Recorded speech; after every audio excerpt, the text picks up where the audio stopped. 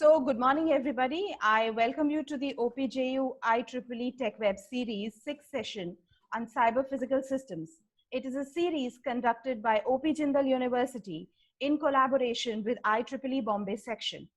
Today, we have amongst us two experts of international repute who will enlighten us on cyber physical systems. The first eminent speaker is Dr. Saraju Mohanty. Professor Mohanty obtained a PhD in computer science and engineering in CSE in 2003 from the University of South Florida. His master's degree in system science and automation, currently rebranded as Masters in Artificial Intelligence, is from the highest ranked research institute from India, the IISc Bangalore, in 1999. He is a recipient of Fulbright for IoT Security, IEEE Consumer Electronics Society Chesterton Award, and many more under the sun. Professor Mohanty has been serving on the editorial board of several peer-reviewed international transactions and journals. We welcome you, sir. Also, we have a young dynamic leader, Mr. Kanishk Gaur. He is the founder of India Future Foundation, where he leads initiatives to drive change on digital internet policies. He's a renowned TEDx speaker, a management consultant, specializing in areas of leadership, innovation, business transformation, and growth. He holds leading positions in top companies and is an alumnus of MDI Gurgaon and Cranfield University, England. We welcome you to the webinar. Without delaying much time, I now request Mohanty sir to please shed light on the topic. Okay, thank you for having me. Thank you, sir. And welcome you all for the presentation. So let me share the Slides. So can you see it? Yes, sir, we can see it clear. Okay. Hello, everybody. Good morning, all, in terms of India time, and good evening in US time. So what we are going to talk here about cyber physical system. And before I forget, thank you, Gurvin, for excellent introduction. And I hope this discussion will be quite what you can say learning platform for all of us. So we will interact and we'll share our thoughts. And also feel free to stop me anytime you want if you have any questions, or we can keep it at the end. It's up to you. Okay, so I have around 40 slides. I'll not spend much time in any of those, just I'll scroll down, but I wanted to give you an overview of what I feel about CPS, what are the challenges, and what we have done, okay, in these slides. And I remember I have about 20-30 minutes at a time. Okay, so I'll give you some big picture of things. What are the driving technology we'll discuss, some challenges we'll discuss, some solutions we'll discuss. We'll have some discussion on what are the future possibilities.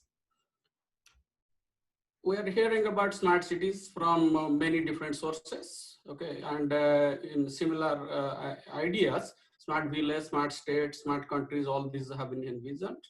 And what is the primary problem that really started this thinking is urban migration. Okay, people are moving more and more towards the cities, and cities have limited resource. And why people move the cities? Obviously, basically workability, livability, all these are better, quality of life, right? And it is estimated around 70% population will be urban by 2050. That's the challenge here. And so that's why I rather consider smart cities a necessity than a solution. So the 3 I's, what I call, are instrumentation, interconnection, intelligence. Those are the 3 I's of smart city, which come from Internet of Things. And so some sort of sensing and control continuously happens. They are connected through the internet, and always some number crunching is going on, and data analytics is going on to make some decisions about the smart cities. And when I compare these 3 terminologies, IoT, CPS, and smart cities, people use it quite often related as well as interchangeably. So what I see here is a bottom-up view. If we see, or top-down, we can see as well, smart city is a bigger umbrella, and each of the components of a smart city is essentially a cyber physical system. For example, smart transportation, smart energy, and so on. And then IoT essentially gives the 3 I's that we saw in the previous slide, that is intelligence, interconnection, and instrumentation to the physical system. So in a bottom-up view, IoT makes CPS and makes CPS makes the smart city. That is how we can envision from a bottom-up view.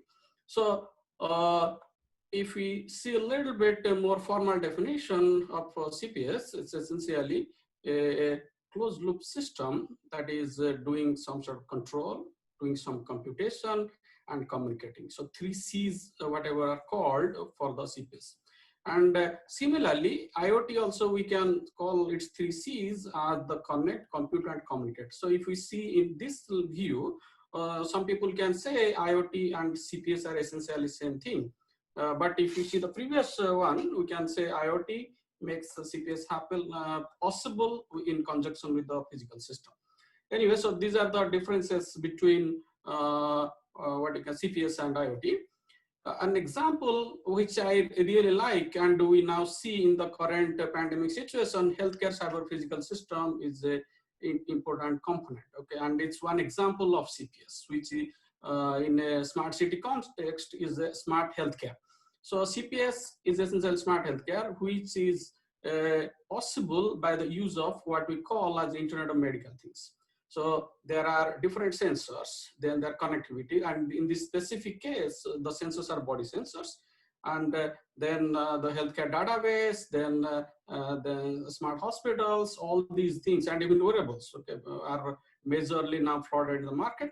So all these makes healthcare a CPS, and we're able to now go basically get a lot of medical help and medical attention without going to the doctor physically. Telemedicine, what we call it, essentially a subset of this healthcare cyber physical system, or HCPS. This is another interesting thing that is getting a lot of attention from smart cities community called transportation cyber physical system, TCPS.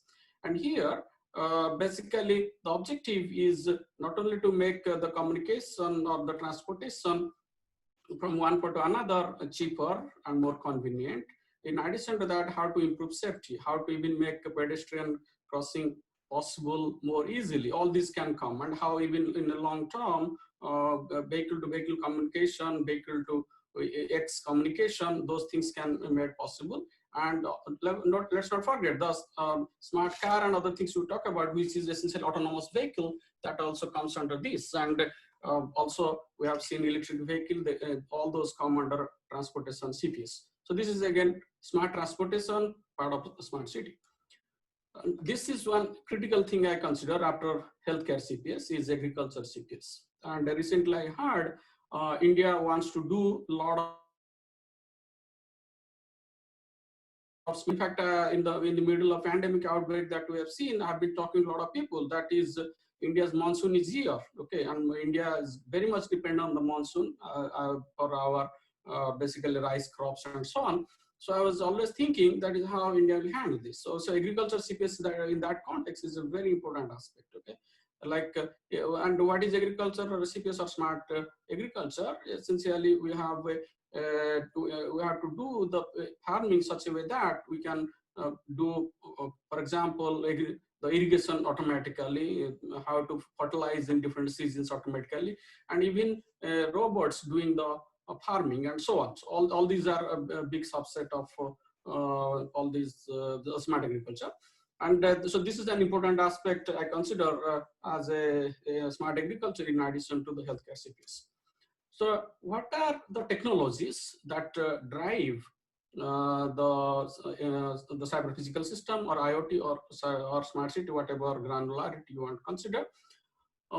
Sensors are very crucial. Okay, so sensors are essentially, we can say, the underneath thing that makes any autonomous possible, that makes any kind of basically non-electrical electrical signal possible. As a result, we are able to quantify electrically some sort of physical entity as a measured quantity. And then the other way looking at it, actuators are also important. So sensor and measuring, basically, let's say a device health and so on, and with the actuator we can control it. So it's a two-directional. So transducer in general term we can say. And what kind of sensors are there depends on the application domain. So in agriculture context, sensors are different. In a car context, sensors are different, and in a body biosensors are different. But these are all sensors, which is convert some sort of physical signal to electrical signal and helps us in measuring things. And then communication technology. So this is very crucial. Right now, we are talking to each other as a result of communication technology. So that is a significant thing. And a variety of communication technologies are available depending on the bandwidth and depending on the range and so on. They have different energy requirements and so on.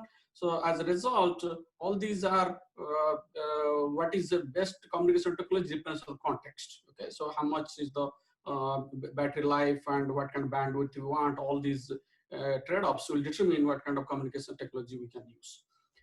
Other technology is computing technology. So computing, this is a very significant thing. We are seeing artificial intelligence the last 5-10 years has become mainstream. Everyone talks about AI. AI actually existed 50 years ago. Okay, AI is nothing new. And in fact, I did my master's in this area. But what made AI is mainstream last few years is the computing technology. Hardware did excellent. Okay, we got the hardware that can do AI computations much easily. That's the big part, and that is why we are getting AI, machine learning, whatever things we are seeing. Okay, complete proliferation, and as a result, smart car and other things are basically being made possible. So those are the hardwares I showed in the previous slide, and the machine learning technology in general has varied of forms. Okay, we know like deep learning and neural network, all these things we interchangeably talk. And what has that helps us is to allow whatever data we have available to basically analyze those data and make better decisions. For example, let us say in which part of the city, what kind of water supply should be there, which part of city, what kind of electricity should be there, all these. And in the current pandemic situation also, we are predicting like some countries, they have identified some counties or district as red zone, green zone, and all those yellow zone based on the pandemic data. So those are the examples how machine learning is helping. So another technology, everybody is aware after the Bitcoin came, okay, and the underneath technology, Bitcoin is the blockchain technology, okay. So a lot of people are quite fascinated about blockchain technology. Okay? Again, this existed. This is nothing extraordinary. The way AI existed, now it became mainstream. So as a distributed ledger, okay, that word existed, and it's a specific type of distributed ledger, okay, which is called as a blockchain. And that blockchain technology is essentially the underlying technology of Bitcoin, and there are a lot of details. I'm generically speaking, and we have done a lot of research that in my website you can see, and we'll have some discussion of this as well. So this is one other diagram. Everybody is exploring blockchain to use anything that they can think of, whether it's a smart healthcare or smart transportation, anything for any application people are talking. Okay, and this I consider one interesting technology which is driving smart city and the cyber physical system. Okay, UAV. Okay, and this is being explored in variety of applications, and particularly I see in emergency preparedness, one application you can say data collection surveying goes on. It has been done, and in futuristic, people are thinking how to have home delivery, and that's actually technology is possible. Rather, what is the hurdle is the regulation, government regulation, and so on. So that is delivery of goods is a reality. So that's the technology that is driving. What are the challenges? Okay, and in these few slides, I covered significant things and a lot of details. If you can see other slides in my website, a lot of materials are there. And what challenges, I feel tons of challenges are there. We have overcome some of the challenges, and some challenges are always ongoing research. And also sometimes we have one level of solution, we keep on deploying, and then we keep on improving on those solutions. So massive scaling, that means the number of sensors, number of what they call things in Internet of Things, okay, those are a lot, and it may go billions in future. So that is a massive scaling, and as a result, okay, how do you decide that connectivity, and they're talking to each other, all these things, okay, those are, and what kind of architecture that can support, okay, all these are important problems. Then how much you are ready to pay, design and costs, okay. So for example, you are from Chhattisgarh of India, right? Noida you might have heard. Noida is a greenfield smart city, which is expensive. Okay, greenfield smart cities are expensive, and with the how much you are ready to pay, that's the design cost. And after the design cost is operational cost. Okay, how much you want to pay to make the smart city, which is running with the help of a CPS, possible. Okay, and then it generates a lot of data. So because of the sensors that is coming from here, and that data needs to be what you can say analyzed to get some information, some knowledge. Okay, so those are the significant problems. Security of privacy always there. Okay, and when the moment you run a lot of resource, okay, the energy consumption is always there. So that's the important point. And safety is also important. Then how these things run robust fashion and it doesn't break, let's say because of natural disaster and so on, and you can easily recover back. Those are the different challenges. And security is important. Maybe 10-15 years I'm seeing like hundreds of researchers in every country, you can say, do on security. And I work on some security. And power grid attack is a significant security problem I consider as a challenge. Rather, it's energy cyber physical system or smart grid, whatever you can call it. And those are real. Okay, I sometimes tell people are worried for pandemic, but imagine complete power failure in the planet, okay, by electromagnetic wave and other things. Those are much scary problems than even healthcare crisis that we are seeing right now. And those are real. Those are not basically fancy stories people are talking about. Those are real problems. So smart grid problem, security attack, and this is the moment we are going more and more towards autonomous vehicle and so on. So transportation cyber physical system or smart transportation will have more security problems.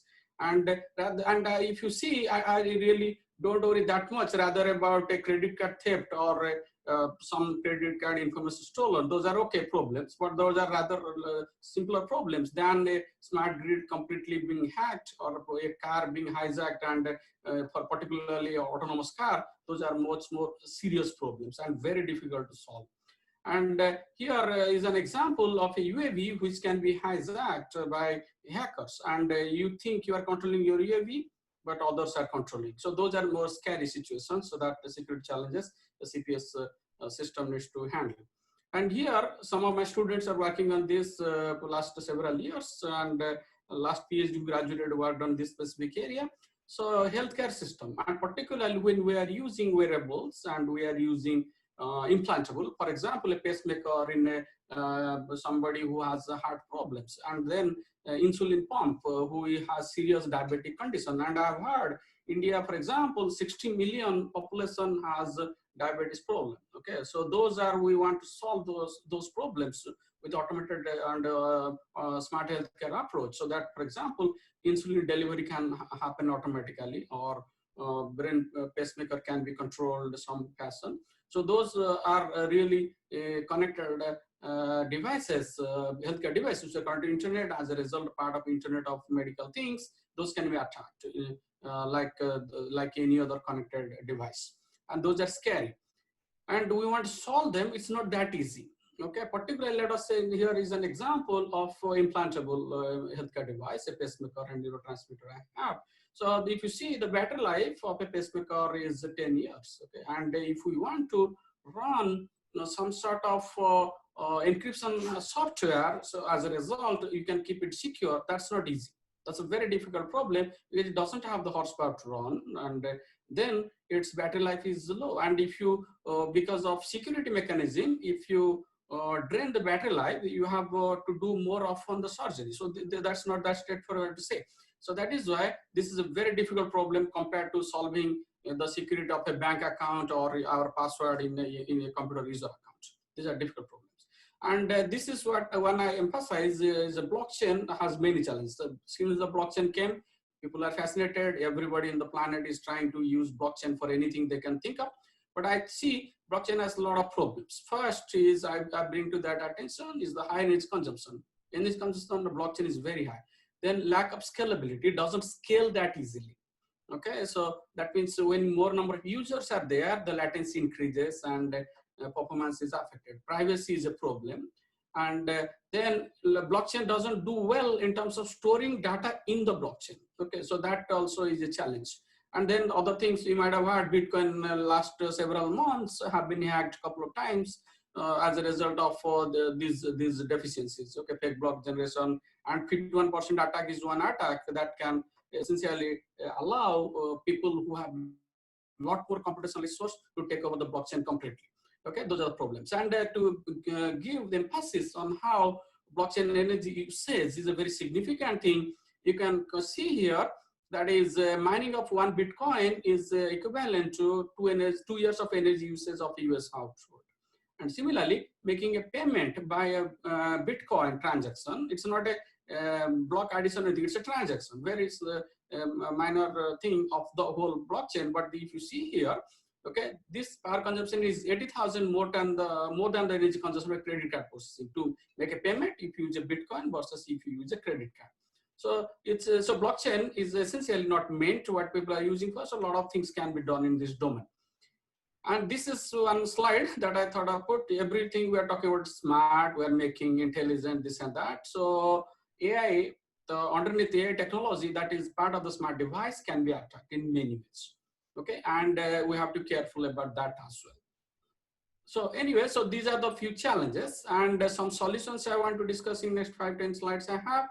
The first thing I'll talk about is this is what I've been working for a long time, and I keep on doing this as an example of what I call as a system that has been designed from the scratch with a security by design approach, so that overall this is a very good design in terms of security and energy consumption. And this is a security mechanism we proposed for healthcare cyber physical system, where we proposed to add physical unclonable function, which are hardware primitives in the cyber physical system to make these implantable and wearable device secure. And we have done a fantastic job here. The overall power consumption of this process is only 200 microwatt. That was our channel. So it's a foolproof security, does in a couple of seconds, and with very minor power consumption. And this is one new blockchain that we have proposed, where we have hardware and blockchain combined to solve the energy aspect of the problem. And if you see, this is the architecture we proposed, where in addition to the hardwares or resources that blockchain uses, we are putting a POF, or physical unclonable function, in each one of the devices. And as a result, we run this along with the blockchain, with taking out the energy hungry component of the blockchain from the picture, and still make it secure. And as a result, it's running excellent. That is, if you can see the results, it's 1,000x faster than the original proof of work of the original Bitcoin blockchain proposed for Bitcoin, and it consumes very minimal power, that is 3 to 5 watt of power. So that's the extraordinary solution that we have. And then communication technology, another thing that technology is driving, as I was mentioning to you before, and 5G, that's why is very popular, that is coming, and people have a lot of expectation for 5G. And it is predicted it will be low power, it will be faster, it will also provide good bandwidth. And but still it has not been mainstream as of now, even though it is coming. Probably it will come in future to the real life situations. Okay, and this is one interesting thing that I want to bring to attention. This is with some collaboration with NIT Rourkela. We have developed this, what I call as eternal thing. So it's a device, a new sensor integrated with solar we have developed, which can be basically part of any Internet of Things as part of bigger smart city projects. And this will do energy harvesting and as well as provide security. So it's a combination of security and energy harvesting in one device. And then my students have been working on smart healthcare. We have developed a lot of smart healthcare component. My website is full of things. Okay, we are doing diet monitoring, stress monitoring, then glucose level monitoring, seizure detection and control, a lot of things. And this is automatic device, and we have 5-6 different automatic devices for stress monitoring and control. And this is one I'll bring to your attention. This is done in collaboration with NIT Jaipur. And this is a very interesting technology, okay, that I think can have maximum impact in India. Okay, India, I was mentioning to you, diabetes is a pandemic level, rather, I would say like 60 to 100 million range. So people are diabetic, which is maybe numbers are more. When I read this was the number I read a long time ago. So this is an interesting technology that we want to bring. This is done. Okay, we are in the process of commercializing it. So we have a device. What is interesting here? You don't need to bring the blood samples to measure glucose level. Glucose level is measured without taking blood sample with a wearable. That's the big deal part of it. And then that's very accurate. Okay, and then eventually that's a long-term vision. So we are monitoring the glucose level. Then if somebody is very serious, okay, glucose level, the small problem, take the tablets, but bigger problems, one can have a insulin pump in somebody's basically as a wearable, and then specific level of insulin can be delivered to the body. So that's the big idea, and that's the long-term plan that we have. So let us hope we get this, and then it can have a lot more impact. So with the 20 minutes, I think I've done whatever I wanted to cover. So as conclusion, okay, energy and security requirements of CPS are very critical, and a lot of other requirements, of course, are there. And we have data as well as system, other security things are needed, okay, and both software and hardware possible attacks and solutions we can do. And a variety of security challenge exists in HCPS, TCPS, all the things which we discussed. And security solutions are challenging, particularly for medical devices. The reason being they do not have battery life, they do not have serious computing power. And as a result, what we have proposed, and details I did not provide quite a bit, but what I call a security by design is approach that can help in these critical situations. So as a result, we can say that CPS designed to do a very good job. That is a multi, what you can say, dimensional trade-off, starting from cost, intelligence, performance, safety, and so on. So the CPS design is not a simple thing. So on all these needs to be considered, and secure by design or security by design is a paradigm that can help. That means you take these trade-offs into account right from the beginning of your design phase of the CPS. So you avoid the retrofitting. That's the big paradigm that I advocate for the CPS design. And thank you. So I hope I'll take up questions after the second panelist finishes, right? Yeah, thank you. Thank you very much, sir. It was an enriching 20 minutes, and probably we also came to know of the latest research that you are doing and how we will definitely be taking some Q&As after the session. I mean, after the second panelist does. So Kanish, can we have you on board? Mr. Kanish, yes. Yes, we can start with your presentation, sir.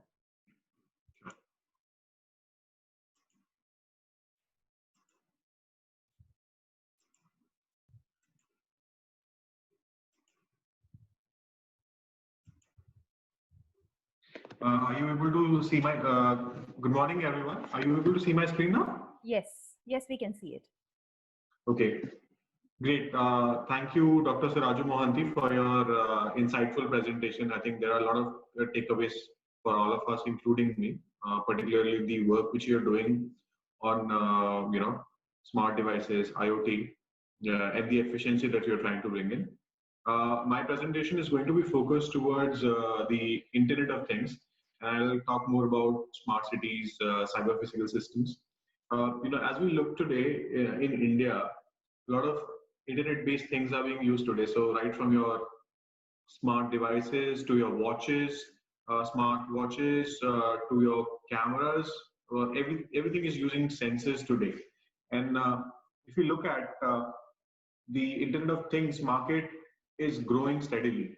And if you look at where Internet of Things market is working, is it's enabling machine-to-machine communication. It's enabling something called as Industry 4.0.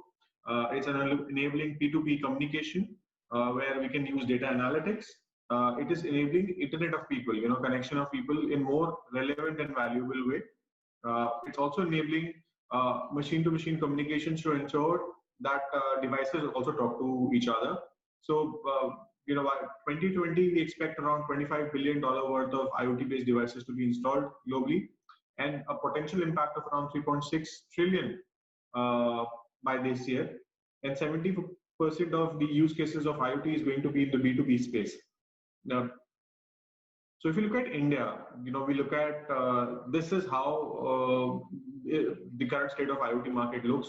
It's currently one of the largest markets where the size is around $1.3 billion. The expected market is going to for IoT devices applications is going to be around $9 billion, and 60% of the startups today would require IoT. And we're looking at more than $60 million worth of investments, which is going to increase. And there would be companies setting up their own verticals within the IoT space. So if you look at telecom companies, they have set up their IoT ventures, and the investments which are planned by Government of India within smart cities, Raipur is one smart city, is going to be $1 billion. So this is a rapidly expanding market space, particularly for IoT from an industrial standpoint, also from a consumer IoT standpoint. So if you look at what is Industry 4.0, Industry 4.0 would leverage aspects of automation, technology, smart cities, dynamic control of industry and daily life, improving your resource utilization, and integrated human physical systems, what we are calling the cyber physical systems. And there will be tremendous amount of automation and data exchange, particularly around the manufacturing. So you will look at, it's going to be technology integrators, and universal networking is going to be used. So the building blocks of Industry 4.0 is going to be smart manufacturing, where there will be a concept called as dark factories, where machines will not require human intervention. They would be able to work 24/7, and there would be minimum physical monitoring of these machines. There's going to be more of cyber physical based system monitoring these machines, and if the machines have any issues, then they should be able to fix up themselves. So that's the beauty. And smart factories are going to be there, where there would be a lot of combination of using IoT based systems. And today we have seen a lot of sector smart factories are being set up, particularly in the oil and gas and power sector, where IoT based systems and sensors are being used. There's a lot of use of cloud computing today, particularly, and we have seen IoT based sensors being used for storing data which is coming out from machines. We have also seen the use of augmented wireless technologies. We have seen use of cognitive intelligence and AI. So these are some of the concepts which we see is going to be building blocks for Industry 4.0. If you look at from an IoT platform and implement standpoint, you would see open source platforms, software data platforms, connectivity development platforms, analytics, sensor networks, personal interfaces. This is all going to be a key part of IoT platforms and enablement. So if you look at some of the technologies which enable IoT today, IPv6, sensors, smart processors, smartphones, wireless internet, and big data analytics. And of course, you have industrial IoT, which is leveraging some of these technologies to take things forward. Now, if you look at from an IoT technology roadmap perspective, we have seen that from RFID tagging to monitoring, surveillance and security systems, we are moving towards a physical world where there is going to be monitoring of every device and application, and software agents will be used today, particularly for looking at IoT based systems as well as the other systems which are connected to them. So if you look at human problems, particularly Industry 4.0, it's going to have a lot of enhanced surveillance. And surveillance can be one from the organizations which are using it, and it could also be third-party surveillance, because there are a lot of security issues. And if you look at standardization of IoT, it has further work. So there's going to be a lot of people and process technology being used, but there is going to be a lot of monitoring through sensors and through connectivity. So how Internet of Things is going to impact the industry? It's going to enable a lot of reactions, and the reactions being monitored. There is going to be a lot of reaction in terms of looking at customer data, using analytics, using cloud APIs, upgrades, remote monitoring, also looking at controls and automation, and supply chain management. So these are some of the aspects where we would see a lot of application of IoT. And then if you look at security in energy, again, huge applications for IoT, mobile device applications which are being used for tracking, for location management, and for financial data. Again, a lot of applications for IoT. So if we look at from IoT maturity standpoint, we would look at monitoring, control, optimization, and autonomous devices. That's where IoT is taking the world towards. The applications of IoT, my colleague has already covered. Manufacturing, energy, retail consumer, life sciences, automation, transport, military, financial services, and smart cities. So smart cities is going to have a major component, particularly with respect to Internet of Things. So if you look at the evolution of Internet of Things, we have seen from sensors to networks to network integrations to augmented intelligence and augmented behavior. Now, if you look at, there's going to be a lot of structured and unstructured data that will be put together, and analytics is going to be performed. So big data analytics, using machine learning algorithm, using certain kinds of scripts, particularly for making sense out of data which is being captured, will be used for decision making, and there will be a lot of applications which will be used today for IoT based devices for fetching out data and for enabling automation. Now, from a standard security standpoint, we look at there would be requirement for aspects such as identity and access management on IoT based devices, endpoint threat protection, device safety, network security, cloud, operational security, monitoring of IoT based devices through security incident and event monitoring softwares, intrusion prevention systems, risk identification, and incident response and containment. So if you look at what is happening today, there is a new standard which has come from the European society, which is going to focus on IoT, and I'll cover that as part of my later presentation. So there are a lot of security concerns today with respect to IoT because there are issues with respect to how data is being stored, how applications are being managed.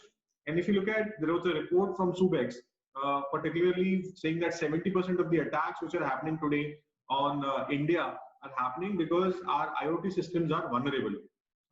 And so far we have not come up with an IoT-based policy. It's currently in a draft stage, and standardization of IoT is an area where a lot of work is required today in our country. So this leads to massive attacks, particularly around the systems which are using. There are a lot of opportunities for botnets which are being used today. And if you look at some of the well-known hacks are Mirai botnet, Jeep hack, St. Root cardiac device, Fish Time casino hack. These are some of the global hacks which have happened.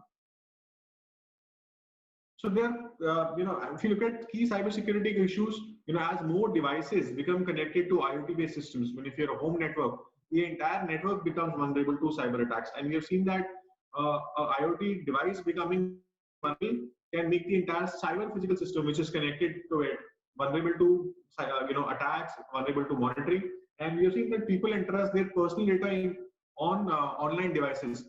Now, this data again today becomes vulnerable because one, the devices which are using, which have been traditionally been offline, are now connected, and they can be used as a cyber weapon against. So tomorrow a machine can be used as a weapon to cause harm to a family. So it's a big issue that we stand today. Similarly, there could be issues with respect to denial of service attacks, where the entire the factory line, any industrial system could be made taken offline because of the issues of cyber attacks. So if we have to start, we have to look at application security, network security, device monitoring, some of the aspects where we have to focus on from a cyber security standpoint. On the next component I'm going to talk about is smart cities. My colleague has covered about smart cities. So I'll delve into why we are more focusing towards smart cities, because the world today just cannot function out of villages, and we need cities to be sustainable, the cities to be hub for global innovation, and we see that by 2050, 70% of the world's population will live in cities. So cities will be the center for civilization, knowledge, and for centuries going ahead. The aim of smart cities today is to enable better use of public transport, lower down operational costs for administration. So if you look at IoT in smart cities, IoT is going to be used in structural health of buildings, waste management, air quality, noise monitoring, traffic congestion, city energy consumption, smart markings, smart lighting. So this slide should give you an overview in terms of how we plan to use IoT in smart cities. So from monitoring environment to outdoor traffic management for monitoring. Also, the quality of water, flood warnings, traffic monitoring, and traffic monitoring has already started as part of a lot of CCTNS programs.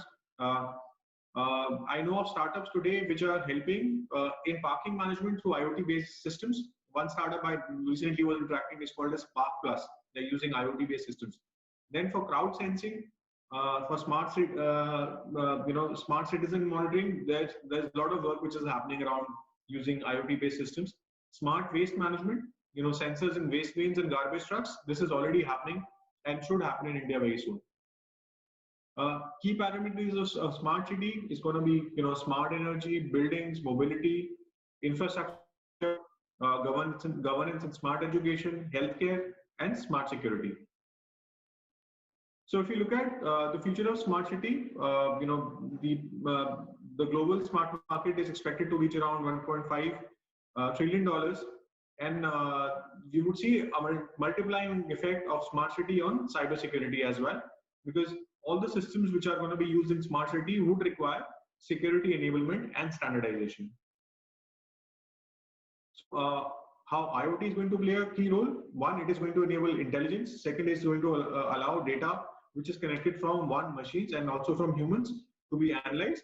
And third is to better utilize the resources which are available. The human challenge, big concerns with respect to data privacy. There will be a lot of issues. India is today sitting on a data protection bill, which is being put up to the parliament. So the issues with respect to PII, personal identifiable information, is of big concern. Aspects with respect to surveillance, aspects with respect to aggregation, of person's personal information, and in terms of trends. So the moment you're doing something on a smart device, you're being monitored. That's the biggest threat, and people will use that to create systems, softwares which will be targeted towards you. So leak of your personal space, leak of your personal information, is a big issue. Data leakage because of lack of data protection policies, another big issue.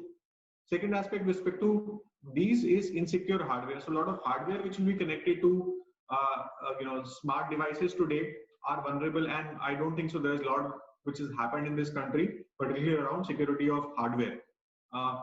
This makes the entire the attack surface, which is the smart city operations or network systems, the whole ICT, vulnerable to cyber attacks, which could be used by state-sponsored agents, which could be used by script kiddies and by organized hacking groups. Again, bandwidth consumption is another risk which we see with respect to some of these emerging technologies and devices. Applications are vulnerable, and bugs can really impact them.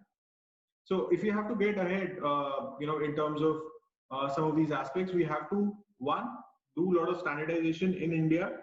The world is moving towards standardization of security. Second, come up with our own IoT policy, which talks about how IoT systems and applications need to be made more secure, and our standards have to be which are currently there. If you look at standards from National Information Protection Center or from RBI, to have clauses with respect to security. Now, if you look at components of a safe smart city, we'll have to look at surveillance systems, video analytics, data centers, command centers. All of them will have to focus on security.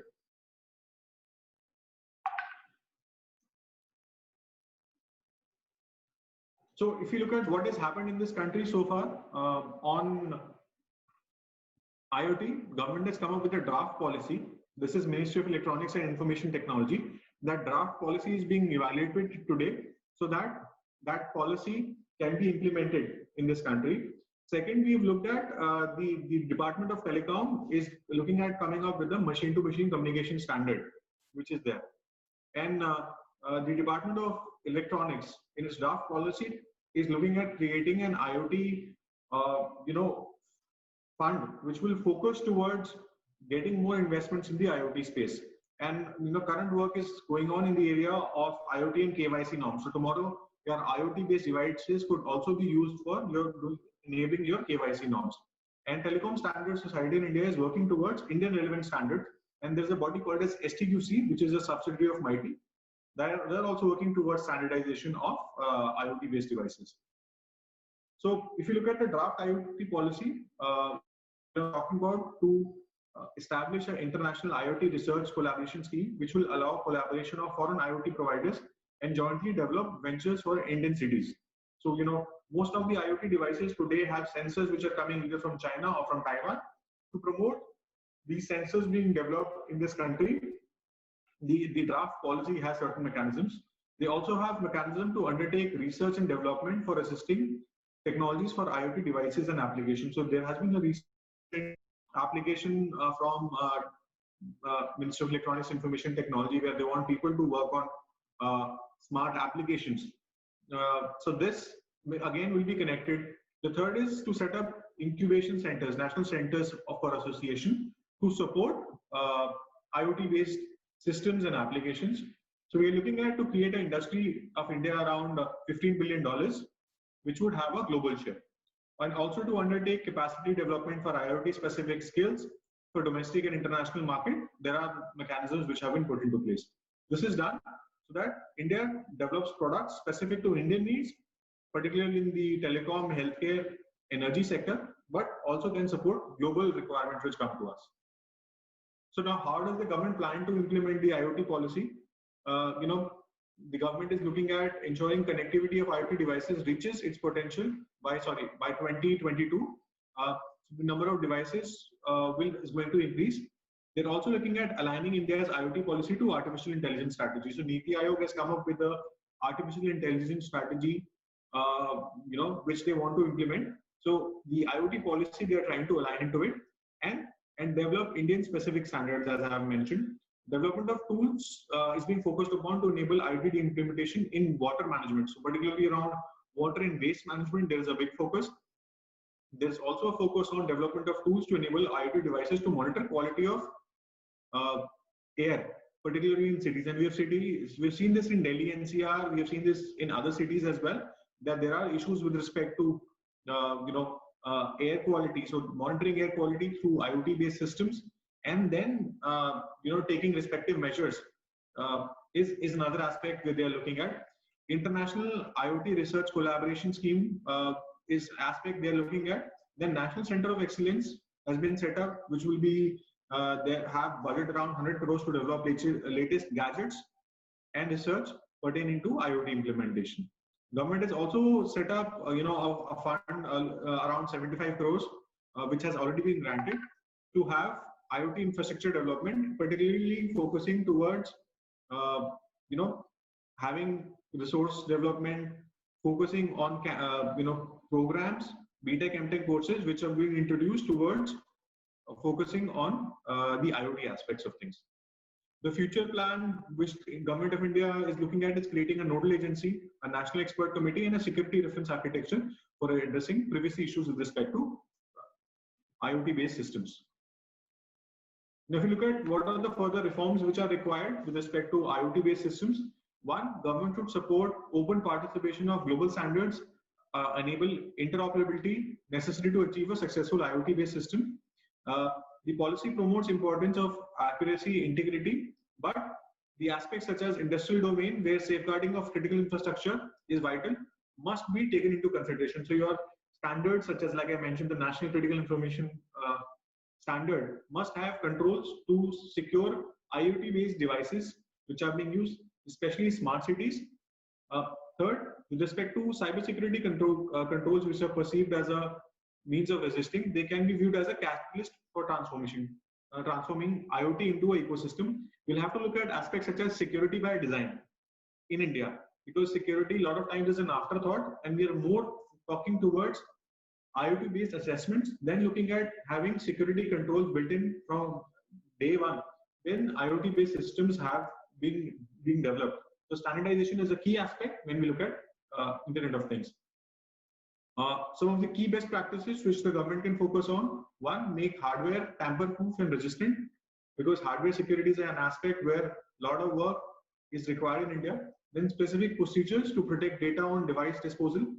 Third, we'll have to look at performing dynamic testing and setting up of IoT-specific privacy certification bodies.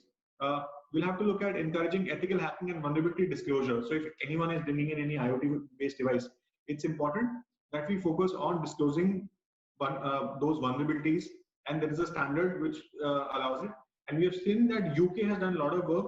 The Department of DCMS has come up with the standards which talks about vulnerability disclosure. The next aspect is minimizing device bandwidth, dividing networks into segments, and then follow up with strong authentication, encryption, and security protocols.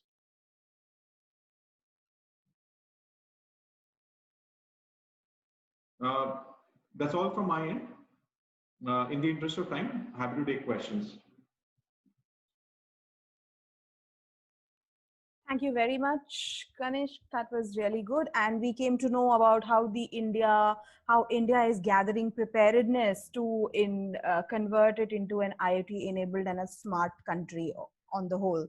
So my question, we will take one question from the panelists, from the audience, saying that with the upcoming 5G communication, what are the steps taken to secure our data specifically, as there will be more vulnerable to attacks? So, and if you can take it, I mean, from both of you. Sure. Ganesh, you want to go ahead, or you want me to answer? I'll follow up. Please go ahead. Okay. Yeah.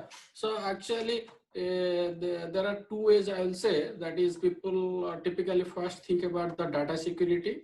That's important, but also important factor that one should worry about. Now, answering the data security part, that is because of 5G, there will be more bandwidth, so the remote attacks can be more severe. Right. So we can have what you can say encryption with keys, crypto keys, which are longer. For example, 1024 bits or 2084 bits instead of 256 and 512. So those are the traditional approaches. People have been basically increase the key width so that the brute force attacks take forever. That is what the basic philosophy, and that may work, and that is what people are trying. But I envision that in addition to 5G, when quantum computing, other things are mainstream, okay, these things will not work.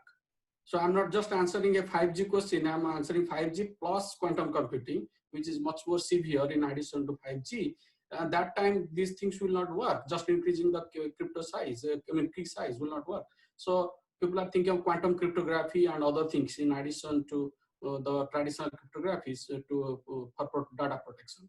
Okay, and then device protection, system protection, which Kanishk was mentioning about hardware aspect of security. So as I mentioned, and in fact, secure by design or security by design, whatever we call it, those I have been doing as what I call as hardware assisted security, or HAS. Okay, SBD or HAS, those two terms I use, and I have a couple of slides, but in my website there are a lot more information about the security by design, where we go, I advocate, and that is why I developed a long time ago, meaning early 2000, when I was doing my PhD, I developed what I call as a secure digital camera. It's a new electronics design paradigm where I go back to the drawing board of the electronics and redesign the components, okay, to add security features there. And at the same time, I keep in my mind that these securities are not adding energy overhead to the system or to the device. If I add the security, then I drain my battery, then the electronics is useless, or the system will have a lot more energy bills. So that's a security by design can come to picture, which will take care of the data and the device and system security. Thank you. So I can talk about what's happening in India with respect to 5G. So before 5G gets introduced, there is Department of Telecom. They are looking at coming out with standards. One, to ensure machine-to-machine communications are secure. So that's one aspect. STQC, software technology, STQC is doing a lot of work with respect to looking at 5G security. So standardization is an important aspect. We look at, the global body with respect to ISO has come up with 2 new standards on IoT-based systems. So looking at coming up with local implementations of standards before 5G gets rolled out is a consideration. You look at the Prime Minister's office today, the biggest concern for them is securing 5G. So they are looking at, one, upgrading existing policies which are in this country. So you look at norms which have come in from different bodies. So you've got RBI, which has got cybersecurity standards, guidelines. So upgrading them. is one aspect, so that you have relevant controls. Next, when the tenders are going to go out, particularly for 5G security, they will have a lot of aspects in terms of how data is being is being captured, the way it is being monitored, and the way it is being stored. So aspects of data localization will be one, where localization will happen. They will restrict movement of data. Second, they're looking at privacy. So the data protection law, which is there in the country today, which they are planning to implement, will have a huge implication, particularly with respect to 5G, how people's data is being used and what kind of algorithms you are going to apply. So once companies, telcos have data, they use a lot of algorithms in terms of using that to promote their other businesses. It is, it could be retail, it could be, promoting services, or platforms. So how do you build in relevant controls is going to be key. Right. Thank you for that question. We have another question from one of the participants saying that how do you expect IoT to in the agriculture industry of India? How does it impact the agriculture, where India is largely growing upon agriculture, is dependent upon agriculture? So how do you see IoT fitting in there? Right. So I answered somebody by message. Anyway, so I feel actually two different CPS aspects that India can really, what you can say, take advantage of, and India needs it, okay, frankly speaking. So one is healthcare CPS, and now everybody should be very clear why CPS is very important. Okay, we are inside home. Even doctors don't want to see us easily now for our healthcare problem. So because of obvious reason, so telemedicine everybody is doing. Okay, so HCPS, that's one of the very important aspect, followed by agriculture. Okay, and in fact, when I was talking to during my presentation, I was mentioning agriculture CPS. Okay, and we have developed one. I'm working with. This is actually what is that? Triplet Noirapur. Okay, I'm helping them. So that's your neighbor essentially. So Triplet Noira, what I'm trying to help them in two aspects of smart agriculture. One is how you monitor the disease, what is happening in the plants. Okay, so the the disease you can monitor from either identifying from the leaves and other structures. So we have quality cameras integrated with machine learning models and so on. So then you put, let's say, 5, 10, 20 of them across different locations of your farm, and that monitors if any disease happening in the plants, whatever you have put. And also growth, okay, how you can predict the growth, whether your crops, whatever you have cultivated, whether they're growing at a pace that they're supposed to, that you can monitor. Then very basic I consider rather is, let's start with the soil moisture monitoring, and then how much irrigation you want to do accordingly. Okay, that is a good start. Okay, so India, even including US, right? I'm here for the last 20 years. I see that dependence on rain is still there. Okay, so if we can control the irrigation, in fact, my own house, like I have around 10,000 square feet of lawn. What I do, I don't want that lawn to be watered when it's rain. Okay, so that's why we have automated that system. So when it rains, our sprinklers should not be on. Okay, so smart irrigation in that respect, conserving the water. So to answer the question, what are the applications of CPS in agriculture? You can do soil moisture control, irrigation, and plant growth you can control, plant disease you can monitor, and many things. So overall idea is to improve the productivity with the limited rain and with limited square feet of farm that is available to you. Thank you. Okay. Thank you, sir. Thank you very much. My question probably will be to Mr. Kanishk now. Are there any cyber laws set in India in order to, encounter the problem that occurs due to smart cities and smart environments? So there is definitely the Indian IT Act, which is there, and there are sections. So aspects here with respect to national security, there is section 69A, and if you look at what government recently did, is an example, the banning of 59 applications which were there, because some of these applications were IoT-based applications. If you look at some of these smart devices, fitness bands were using a lot of these applications, and that data was being monitored. So the entire health of people who were using it was moving out and was being analyzed to create products. So the Indian IT Act, they're trying to modify and make it much more stronger. So that is one aspect which is there. Now, second is they are looking at coming up with specific laws for applications, and these applications are going to be mobile applications, right? The world is moving towards platforms. So any kind of mobile application which is going to be enabling IoT-based connectivity, they're going to have standardization. So that's the second aspect which is there primarily. With respect to third, there will be a lot of sectoral regulation. So for example, with telecom, the Department of Telecom, it has network security guidelines, right? For the network, the telecom service providers, and also the providers which are providing hardware and software. So there's going to be more aspects with respect to IoT being covered. So if you have got companies which are providing hardware to telecom companies or software applications, they would have specific aspects where they will have to look at that data doesn't move out, or if there are breaches, then there is a direct financial implication. So that is with respect to the industry part. All right, thank you very much. One more question that is in my mind. My question is to Mohanty sir. I came across a paper in the Transaction some days back where they had, it was a research going on in China, where they had talked about automation of trains using the cyber physical system. So it's an example of a CPS.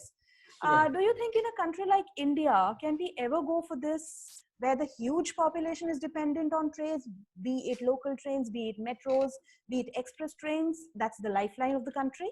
So do you think India can ever move on to this direction?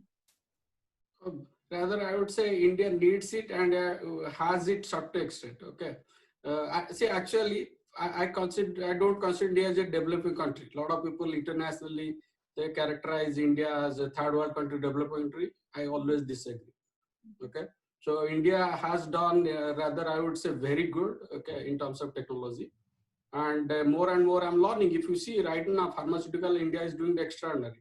Okay, coming to rail, RailTel you might have heard. It's a fiber optics network that Indian Railway has. RailTel is a fiber optics network.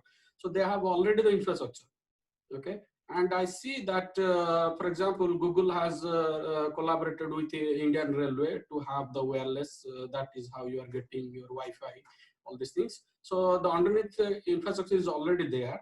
Okay, and definitely we have all those sensors. Otherwise, India network is one of the largest railway network. It's not running just like that.